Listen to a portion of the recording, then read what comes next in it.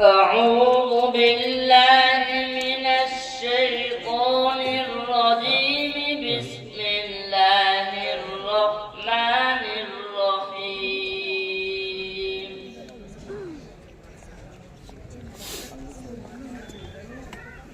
ولقد آتينا موسى 9 آيات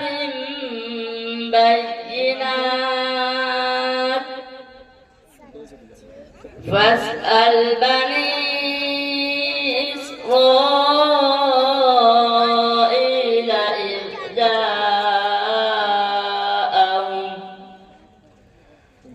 فقال له فرعون إني لأظنك يا موسى مسحورا.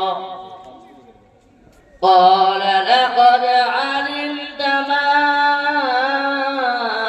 أنزل هؤلاء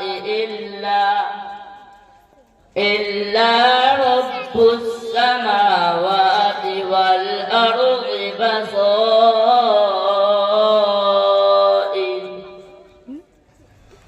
وإني لأظنك يا فرعون مسحورا. فأراد أن يستفزهم من الأرض فأغرقناه ومن معه جميعا. شاباش. وقلنا من بعده لبني إسرائيل اسكنوا الأرض فإذا جاء وعد الآخرة جئنا بكم لفيفا وبالحق أنزلناه وبالحق نزل وما أرسلناك إلا مبشرا ونذيرا وقرآنا فرقناه لتقرأه على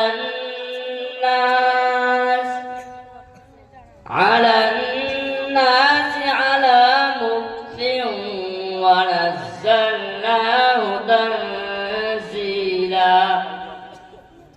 آمنت بالله صدق الله مولانا العلي العظيم. बहुत खूब माशाल्लाह। ये इसी मदरसे के तालिब इल्म थे।